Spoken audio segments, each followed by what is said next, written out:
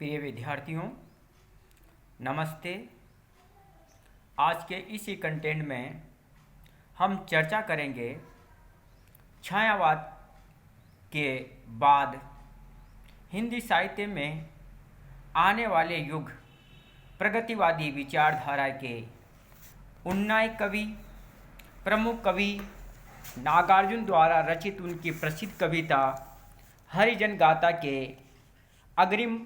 भाग की। गत कंटेंट में हमने समझने का प्रयास किया था कि अग्निकांड में जिंदा जला दिए गए 13 हरिजन जाति के लोगों के घटना के बाद उन्हीं में से किसी के घर पर एक नवजात शिशु का जन्म होता है, जो व्यक्तित्व एवं सामुद्रिक शास्त्र के पुरुषोचित लक्षणों के अनुकूल ओजस्वी, अद्भुत, दिव्य शरीर वाला दिखाई दे रहा था। उसके भविष्य को लेकर के समाज के ही दो बुजुर्ग व्यक्ति चिंतित होते हैं और उसके भविष्य को जानने के लिए पास में ही स्थित संत गरीबदास जी महाराज को बुला करके लाते हैं, जो अपने ज्योतिष ज्ञान एवं आत्म चिंतन के द्वारा उस बालक के शरीर को देख करके, उसके अंग प्रत्यंगों को देख करके उत्साहित, आशान्वित एवं चिंतित होते हैं। उत्साह इस बात का है कि यह बालक आगे चल करके समाज एवं राष्ट्र को नई दिशा प्रदान करेगा, ये नायक बनेगा और समाज में दलित और शोषित वर्ग के साथ जो अन्याय हो रहा है उसका विरोध करेगा। एक दिन द्विवर्गीय जो समाज है, शोषक और शोषित, उसकी खाई समाप्त हो जाएगी और समाजवादी समाज की स्थापना होगी। लेकिन साथ के साथ ही उनको एक चिंता भी सताती रहती है कि कहीं ये बालक भी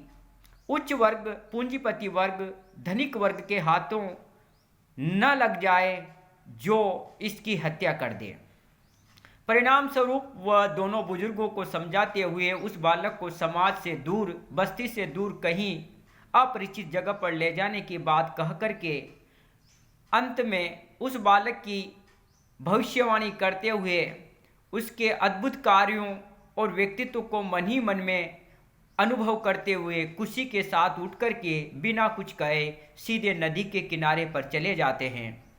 उसके बाद उन दोनों बुजुर्गों के मन में तरह तरह के प्रश्न उत्पन्न होते हैं। उसी समय एक बुजुर्ग दूसरे से कहता है, सुनते हो बोला खदेरन, बुद्धू भाई देर नहीं करनी है इसमें, चलो कहीं बच्चे को रकावें। बतला गए हैं अभी अभी गुरु महाराज, बच्चे को माँ सहित हटा देना है कहीं फौरन बुद्धू भाई। बुद्धू ने अपना माथा हिलाया खदेरन की बात पर, एक नहीं 3 बार। इस प्रकार से घटनाक्रम आगे बढ़ता है। कवि और लिखता है कि बोला मगर एक शब्द नहीं, बोला मगर एक शब्द नहीं, व्याप रही थी गंभीरता चेहरे पर, था भी तो वही उम्र में बड़ा, 70 से कम का तो भला क्या रहा होगा। जब गुरु महाराज बिना बताए ही संकेतों के माध्यम से उस बालक के भविष्य के बारे में बता करके वहाँ से सीधे नदी के किनारे की ओर निकल जाते हैं, तो वहाँ पर दोनों बुजुर्ग एक दूसरे के मन की बात को जानते हुए उनमें से एक कहता है, सुनते हो बोला खदेरन, बुद्धू भाई देर नहीं करनी है इसमें। खदेरन नाम का जो व्यक्ति था वह अपने दूसरे बुजुर्ग व्यक्ति को, जो उम्र में उससे बड़ा था,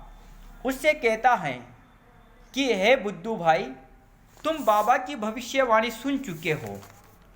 बुद्धू भाई देर नहीं करनी है इसमें, चलो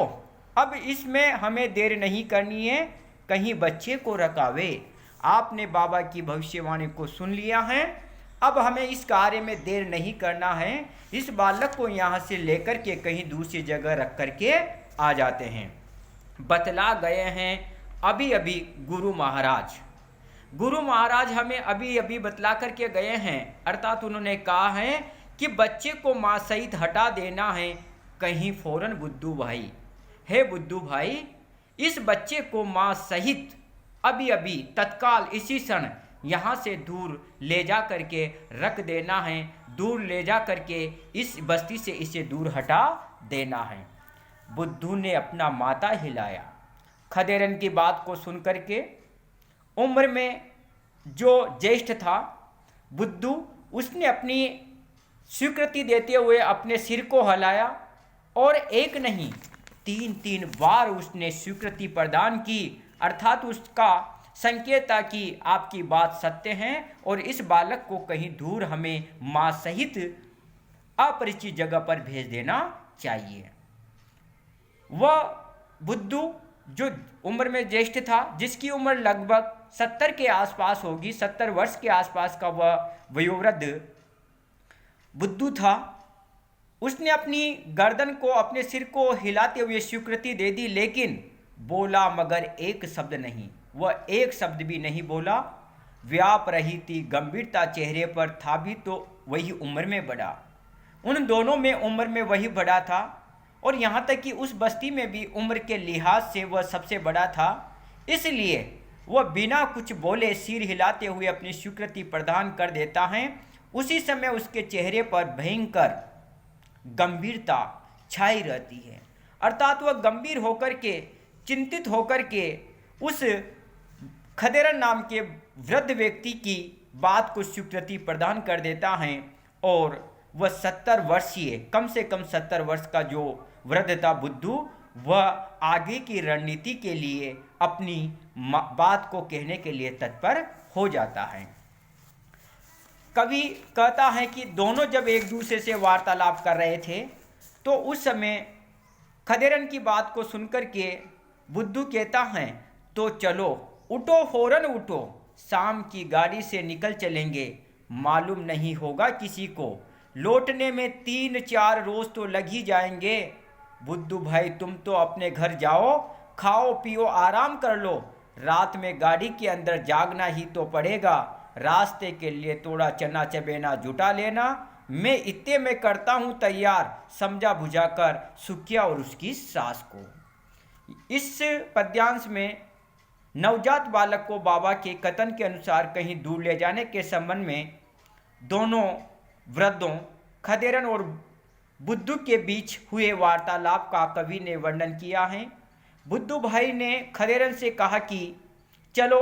फौरन उठो, तत्काल उठ जाओ और यहाँ से चल पड़ो, हम आज ही शाम की गाड़ी से ही बाहर निकल जाएंगे, चले जाएंगे, शाम की गाड़ी से निकल चलेंगे, मालूम नहीं होगा किसी को और हमारे जाने के संबंध में किसी को मालूम भी नहीं होगा, क्योंकि सायंकाल के बाद किसी का मिलना जुलना भी संभव नहीं होगा। आगे वह कहता है मालूम नहीं होगा किसी को, लौटने में 3-4 रोज तो लग ही जाएंगे, हमें वापस आने में, इस बालक को माँ सही छोड़ करके आने में लगभग 3-4 दिन का समय लग जाएगा। तब खदेरन ने कहा कि बुद्धू भाई तुम तो अपने घर जाओ,